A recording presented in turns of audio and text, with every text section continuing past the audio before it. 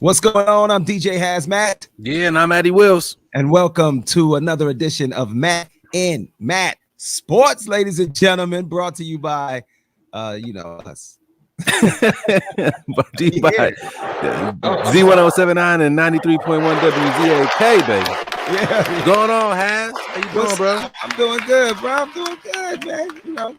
Hanging in there, as we slowly try to get back outside in this pandemic. Yeah. Have you been vaccinated? I'm halfway. vaccine? I'm halfway there, bro. I'm halfway there. So another 2 weeks, I you go have and get one my shot already. second. Yes, sir. Yes, sir. How's it been making you feel? How did it feel to get that? It was absolute. I mean, it was fine. My arm was sore for maybe a day, and then after that we were good to go. So, I'm looking forward to it. I'm excited to get back outside. I'm thinking of even taking my kid plays baseball. The Yankees, they're always a good draw when they come to Cleveland or wherever they travel to. They always, help the lower market teams out with ticket sales. So we might go check them out next weekend. But we'll talk some little Indians news in a little bit. We like to start with those. How about we get that out the way right now? Something historic happened. Disrespectful, man. I'm just saying. I mean, this deserves to be more of a headline because we're gonna talk about the Cavs, but absolutely they trash. But something historic happened with the Indians. What was that? Shout out to the Indians, man. Shane Bieber's out here just mowing people down. First pitcher in Major League Baseball history. They've been playing baseball for like 250 years. To strike out 10 or more batters in the first 4 starts of the season.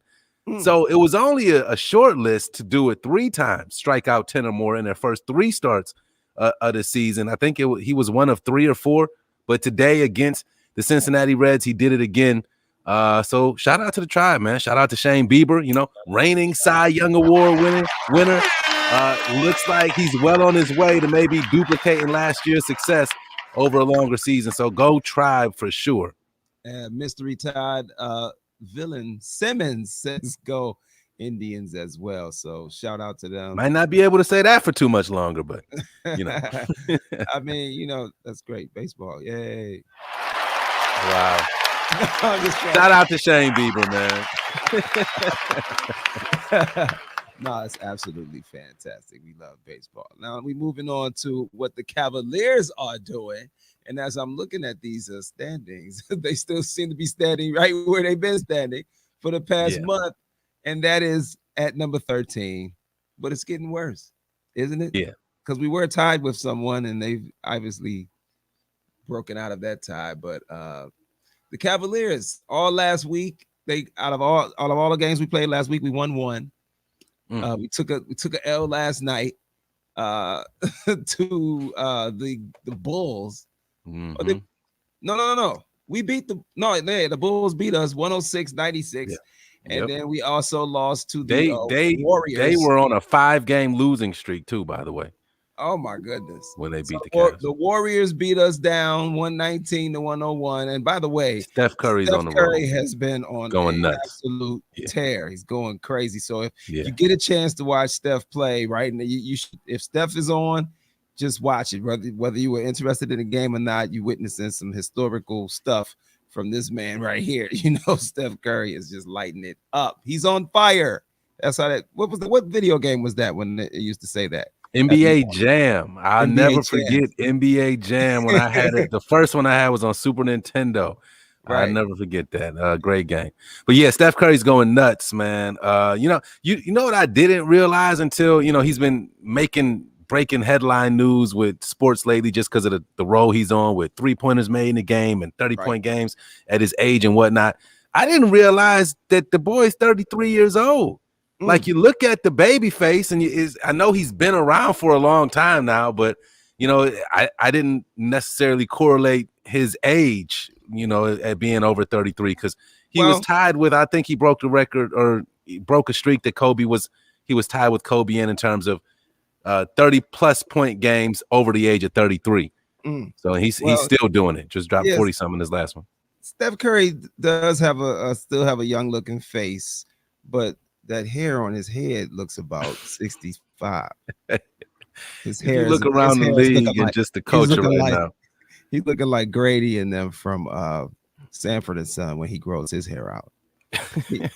He might need to think about a different style, man. It don't go with the light skin. Bruh, like, our culture. Would you wear your hair like that? No, I mean, speak to your light skinned brother, man. Look, I have to admit light skin and nappy hair just don't. That's like an oxymoron. Well, that's like a thing, though. Look at Patty Mahomes, man, with the with the shaved sides. I don't know. Somebody was throwing shade on Steph Curry. They was like, I'm gonna give him the light skin and the light eyes, and just give him. They always throwing shade on light skinned people, man. It's nothing. It's nothing natural, new. It's nothing new. Motherland strongness on the top. You know what I mean? Because back in the day, you was light skinned. You thought of people like El DeBarge and what is this shade? What do you mean back in the day? When the light skinned dudes was in style. Oh my goodness. Is this a sports show? Or are we being colorist? Okay, is that what I'm doing right now? You can't say anything and talk about it. No, I don't hate. There's no hate or no shade being thrown. I'm just speaking about. Look, in Steph's defense, what is the cool hair come through our, developed through cultural history. That's all. In Steph's defense, there's too many hairstyles right now to choose from, man. I don't know what the cool thing is. That's why I just wear mine short. Now, or I might grow it out for a little bit. I'm not sure who this player is, but I was watching a game the other day. I forget which team. It might have been New York. Yeah, I believe he plays for New York, and he's got this thing where remember when Nerlens Noel, I think. No, Nerlens Noel got his. He got locks or something. And he has them braided. Yeah. This other guy has the thing where it's just sticking straight forward, like where he can't change it. It's just all stuck in one position. Remember when The Weeknd first came out? How his hair. Something similar to that, where the front piece is just sticking straight forward, and it's dreaded or knotted up that way. So it's not. Kids are bored, man. They're just looking for more ways to be rebels. I was just wondering what they call that. It's interesting. If I want to get that, what do I go in and ask for the foghorn leghorn? What? You gotta go in there. Just download a pic on your smartphone, bro. What do I ask for? Can I get the rooster cut? Can you give me the? You know what I mean? What do I ask for? I just need somebody call him and tell me what that style is. Because if I decide that's what I want to do, I need to know what to be asking for. Okay, that's it. So the Cavs again, they did win. They beat the Hornets. Struggles. But the Hornets are playing without the star of the NBA, LaMelo Ball. You know what I'm saying? Like that kid, he's gonna be good, man, and he's gonna make the NBA fun. Between him and Zion, the league is in good hands with these youngsters, man. Speaking of Zion, it's even another crop in the mid-20s that are young, but I mean the young guys, the 19, 20-year-old kids. It's a couple of them out there that really make the league fun to watch, man. Like Luka Doncic. I like Luka a lot. A lot. Yeah, so speaking of Zion, that was it. From a week till today, we had played Zion and lost to the Pelicans. 116 to 109. So that was the Cavaliers week. We're still sitting in 13th place. Probably not going. Yeah, they ain't gonna hit that playoff game. I know we were tossing that idea around a little bit for a while, a month or two ago, but the Cavs are easily one of the worst teams in the NBA, and all we can hope for right now is to get some luck in that, in the lottery coming up in a few months, and hopefully we can finish higher than 5th place, which is what we seem to keep. I guess we got LeBron, we got Kyrie, we got Anthony Bennett. I guess they said that's enough. Number one overall pick. Is Dan Gilbert gonna take his son to the draft again this year? For good luck? I'm not sure Dan Gilbert's gonna be at the draft this year. Is he too, or is he gonna send him, or is he too old to be the good luck charm like he was when they had him suited up? Man, I don't know. If he's been going, we ain't been getting that luck, man. So right, well, maybe LeBron will come back one more time. You know what I'm saying? And then we can have one more run at it. Oh, but whatever. On that note, moving on to the drop the question. Yes, indeed. This is what I've been waiting for. For sure. Shout out to the commenters too, man. Keep those questions rolling. We'll get to as many of those as we can. What you want to ask, Chatina? She said, Maddie, may I have a question? Yes, you may. Just go when ahead. It drops. Hey, if you have a question or any comment, just type it right in there and we'll try to go ahead and feature it. You don't have to ask us. You are already a part of this situation. We want you to chime in. We want you to ask us questions. We want you to have things to say. So we appreciate you. So go ahead and let us know. Mystery Ty says, I hate 13th place. I mean, why? What difference does it make? Well, I guess because you can't get, but they gonna make the lottery situation even. So if you're in the bottom 3, then that means you're gonna have the same amount of lottery balls as everybody else, right? As long as you're in the bottom 3, isn't that how they do it now? They I believe evenly. Yeah. So I believe so. It's the lower you go, I think it's the bottom 3 or bottom 5. But yeah, you're right. It's not a guarantee just in case you finish in last place. Right. So they make it more even. So the Cavs are right down there. That's right where they need to be. So okay. So NFL, big news with the Browns this week. They signed Jadeveon Clowney. And the question we want to ask you is, do you think that was a good move or do you think that was a bad move? Cleveland.com. You know what I'm saying? Do you think it was a good move or bad move? Why? And that's what we'd like for you to comment on right now. Jadeveon Clowney, obviously former number 1 overall pick. He had the reputation of what Myles Garrett is or had coming out of college. You know what I'm saying? Mm-hmm. He was that dude, the defensive end, freakish athlete. You know, he mainly made his reputation off of one big play that happened when he was in college where he was right there in the backfield, timed up perfectly. A nasty play. Michigan. As soon as the running back got the ball, he didn't even get a chance to take a step. It was like Jadeveon Clowney was shot out of a missile, blew him up, and that blew him up. That blew his name and reputation up coming into the league. Now, since he's been in the league, he hasn't necessarily lived up to that billing, but he's been a pretty good player. He's made a few Pro Bowls. He's never had a double-digit sack season. His most sacks in one season was 9, but 9.5. He was considered to be a guy in the same vein as a Myles Garrett. Now, he is in the same vein as a Myles Garrett, as I saw a stat. I'm not sure what this is, as being in the top 5 of pass rushers or defensive ends as far as beating their man on a consistent basis, as far as the percentage of when they beat their man 1-on-1 and pressures on the quarterback. He was in the top 5 along with Myles Garrett and of course Aaron Donald and I forget the other 2, but just know that 2 of the top 5 guys at beating their man off the line are now play for the Cleveland Browns. So I've given you a long dissertation. What do you say? I love it. If I wanted JJ Watt, I damn sure would settle for Jadeveon Clowney. Now, a lot has been made about his injury history so far in the league. Last year, I know he only played in half the games with Tennessee, but he's not coming here to be the guy. He's not coming here to be the feature. He's not getting paid like he's the guy or the feature here on this defensive line. We all know who the man is, and that's Myles Garrett. So anybody that you can put next to or on the other side of a guy like Myles Garrett is a person who isn't going to see as many double teams as Myles is going to see. He's going to have a lot more one-on-one opportunities. Now, I know we lost a defensive lineman this week as well to save cap, as it was framed nationally. At least I know a lot of, the local talk stations. Over that. That's a whole other story in itself. Yeah, it was, and we could talk about it. But again, I love the move. He's not coming here to be the man. He's coming here to just play and fit into the system that our competent head coach has, obviously implemented after one season that he had to do in a virtual offseason last year. So the results were there last season. We were struggling on the defensive line in terms of stopping the run, getting to the quarterback. So this should help. I love the move.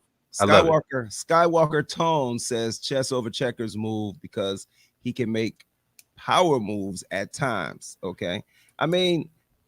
He may not have lived up to top billing of being the number 1 overall draft pick and the expectations that come with being just like the expectations that were heaped onto Baker Mayfield, by being the number 1 overall draft pick, the expectations of how quick he should be able to have success in the NFL become a little bit more tremendous.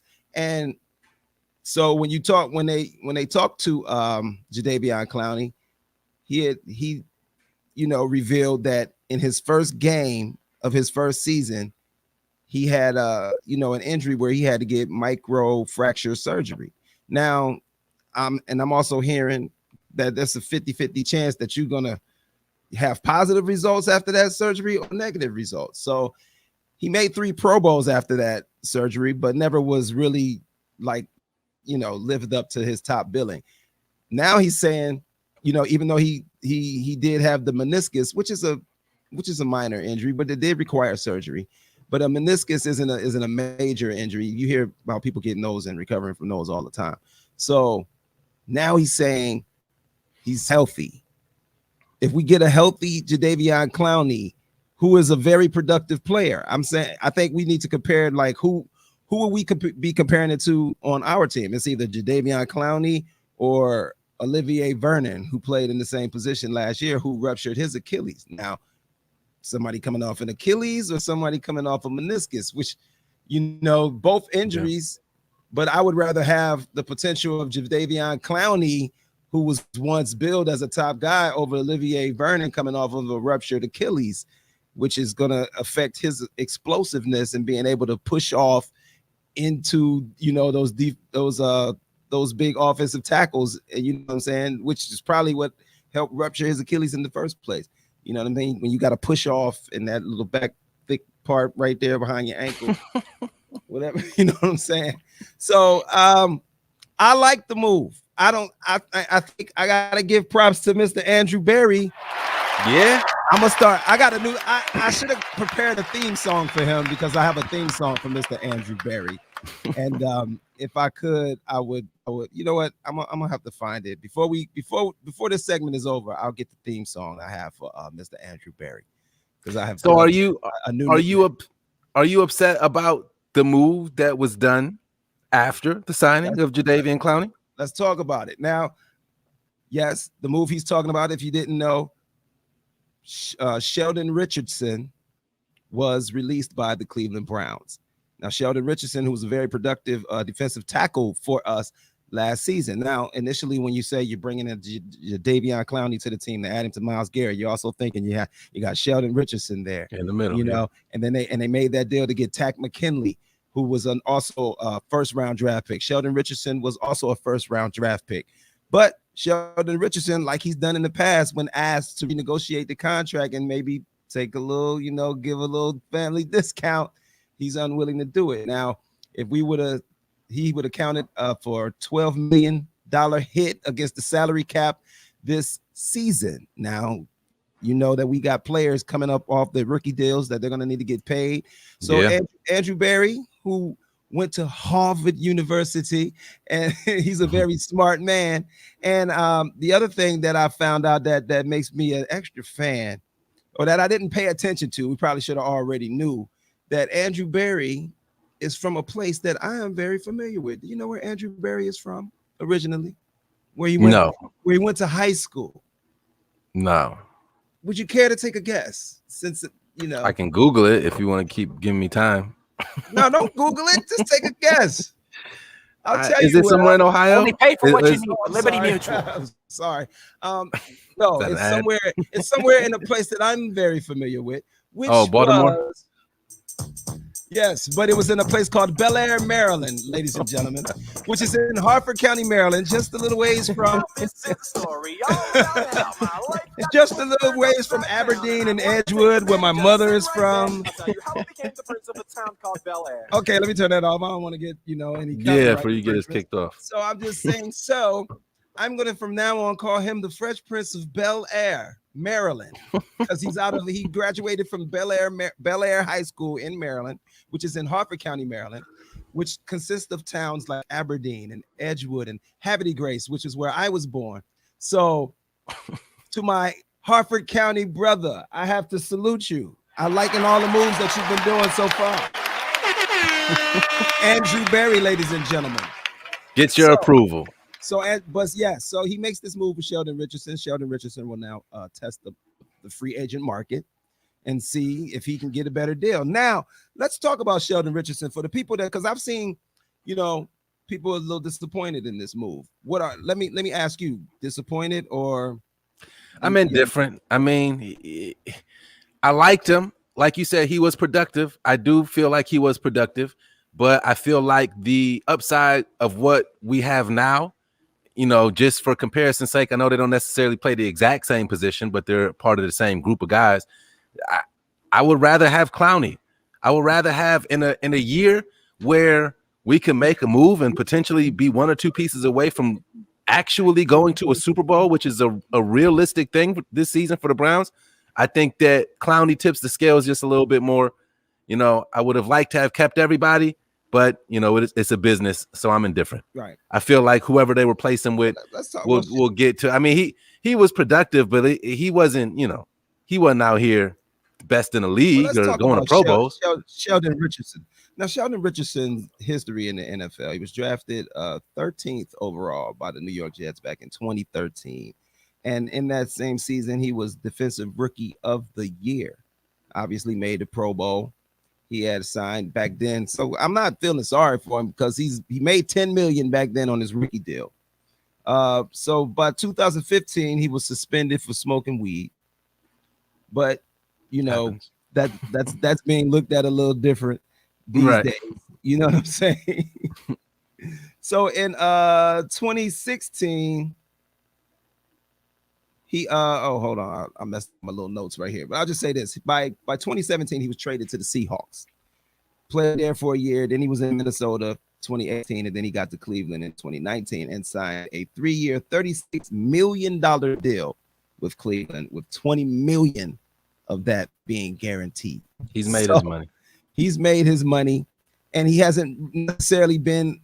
He's been a decent, productive player, but I think you can find someone to give you that type of a production. People don't think about this. We haven't even the draft yet. Right. We haven't even had the draft yet. So we had to speak about that because now that we've made these moves on defense, we've got JJ3. We've got, we took Troy Hill also from the Rams. We signed Taylor from Philadelphia, a defensive tackle, which is probably what made Sheldon Richardson expendable. We got Takk McKinley. We have Jadeveon Clowney. We've added all of that to the defense. We expect Duppett back. We expect Greedy Williams to play this season. So it's almost as if they kind of fixed the defense without even going through the draft. I mean, you just named 7-8 guys that weren't on the team or playing last year. So it should be fun, man. They should be better. It was leading to my question. What do we do at number 26 when it's time for the Browns to send in their pick? What do you think which direction do you think the Browns will go? I think you probably still got to get some youth on that D line, right? I know the move for Clowney is a 1-year deal. I believe the defensive tackle we signed is a 1-year deal as well. So we're gonna have to get, and then Miles, he's about to. I don't know. Did Miles get his big contract already? He did, didn't he? Yes, yeah. So at $150. So yeah. So I mean, we're gonna need some youth on that defensive line, because honestly, I tell you what my biggest fear is with Clowney, and that's just his durability, man. I mean, football games, football seasons, people get hurt. That, you expect that. He only played 8 games last year, so I would like to see, if you tell me we're going to get him for 12, 13 games and ready for the playoffs, I would take that. But I don't know if I necessarily believe that to be the case. So I think you still got to address defensive line. Well, I think getting Clowney is adding to the depth on defensive line, because we had players like Billings who didn't even play last year. He opted out, and they really hold him in high regard. And there's another defensive tackle that didn't play at all last season as well. So we had 2 guys that opted out and are coming back. We have Gustav signed. He signed back. He's a young player, so we have some youth. But as I was looking at these mock drafts, and because I was thinking, what will we do at linebacker? Because now we've done all these things around, but we haven't changed anything about our linebacking room. How do you feel about our linebackers as they stand right now? Mac Wilson is one. Phillips, Taki. Do you feel good about that linebacker core moving forward, or do you think we need to add? I would not hate adding another piece there as well. Of course. I mean, I think anybody at any layer of the defense, and until we actually see these guys together, it's going to be hard to predict who really is, of all of the new acquisitions that you just went through. It's going to be hard to see who actually fleshes out and lives up to their billing. But I mean, yeah, you make a good point. We could always have another linebacker. The game is changing a little bit to where, I don't know if that Ray Lewis type AFC North, legendary linebacker that he was back in the day with everybody running the ball all the time. I don't know that position is as important as getting to the quarterback on the defensive line, but I would always love to have a nice, nasty linebacker in there. Your point is well made. Well, the top linebacker coming out of college this year would be Micah Parsons out of Penn State, but I believe they have the New York Giants drafted him somewhere around 11.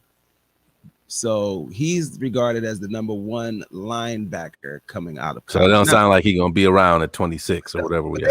They're always putting linebackers in the league. It was like LeVar Arrington was a linebacker that came out of Penn State. The thing about Penn State players to me is they seem to always be injury prone. Remember, we took Courtney Brown out of Penn State with defensive end, number one pick. And he couldn't stay healthy for us. So, but that's the number one linebacker. But as I look at this mock draft, one mock draft that I did pull up, they do have us drafting an edge rusher, and that would be Jalen Phillips out of Miami. Do you know anything about Jalen Phillips out of Miami? No, not as much as I don't know on draft night. 6'5", 266-pound linebacker. They says he has like he's got first round potential, but maybe it's some character issues. But he's out of he's from Miami. He's a Miami Hurricane. And why wouldn't he have character issues? So this is who this mock draft has us taking at number 26. So it's going to be interesting. Plus the draft, remember the draft is here in Cleveland. It's right. Interesting that with the draft being in Cleveland, it's the first time that Cleveland isn't picking around the top picks of the draft. I'm sure that wasn't their plan. They're not focused on the actual Cleveland team picking somewhere around the top of the draft. But at number 26, we'll see what we can get. Because, I mean, there's going to be plenty of quality defensive players out there, I'm sure, because they got a lot of these mock drafts have 5 quarterbacks going in the top 10 picks. Right. And, which I don't know if I believe that. But in this mock draft, you'll be happy to know that they had the San Francisco 49ers taking Justin Fields. Yeah, third. I mean, because you were pretty upset. You tried to call out race on this one. Well, every time I don't want to go down that road again, but this is something that happens around this time every year. Seemingly. No, I understand. So. And I do understand the plight of the black quarterback in the NFL, but I start to see a change when you got Bill Belichick believing in Cam Newton up in New England. To me, that's true. I don't know. That's an interesting pair. That's an interesting pair right there. After you have all of those years of Tom Brady, you go from Tom Brady to Cam Newton. I mean, you can't have 2 quarterbacks that are on opposite ends of the spectrum as far as styles and how those 2 personalities, play. The whole 9, yeah. Right, but I mean, I think he's willing to run it back with Cam and feels like he can win with Cam. But we'll see what they do in the draft, because they did say there was talk of them moving up in the draft to take a quarterback, and they thought it might be Justin Fields. But if San Francisco is going to take Justin Fields, then I don't know if that makes Belichick and them, change up their plans as far as moving up if they can't really go get the guy that they really want. So I think that the Patriots are going to have to take a quarterback. Think they're going to have to.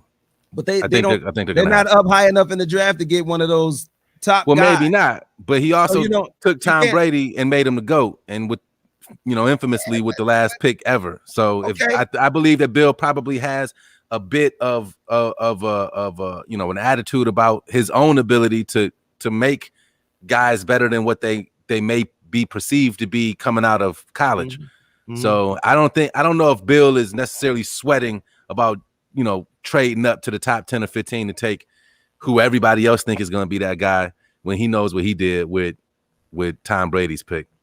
But Tom Brady is Tom Brady. He's the anomaly, so you can't compare anybody to him. You think Bill can find another Tom Brady somewhere late? I don't know if he can, but I think that he'll try. I don't know if he can. I think they'll draft a quarterback, but people were speaking of them possibly drafting one in the first round, something that Bill Belichick has never done. Yeah, I think it would be surprising if that happened. Of the Patriots, as far as I've known, since he's been the running the show there. They haven't drafted a quarterback in the first round. No, yeah, since he's been running the show.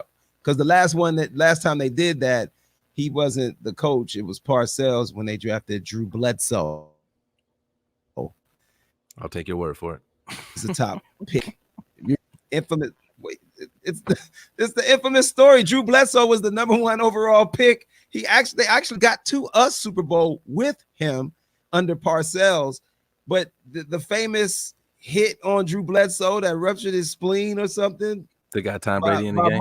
By Mo Lewis that started the Tom Brady era in the first place. How do you? Never mind. I think I was in college. What was that? Was that 01 or 2000? It was. You were old enough to remember, sir. Well, right. Yeah, we can say that about a lot of things. All right, get us out of here. All right. Well, we appreciate everybody. Ozzy. What did he say? Bel Air lives in Atlanta. I just Googled it. What he said? Who lives in Atlanta? Who is Bel Air? What is he talking about? What is he talking about?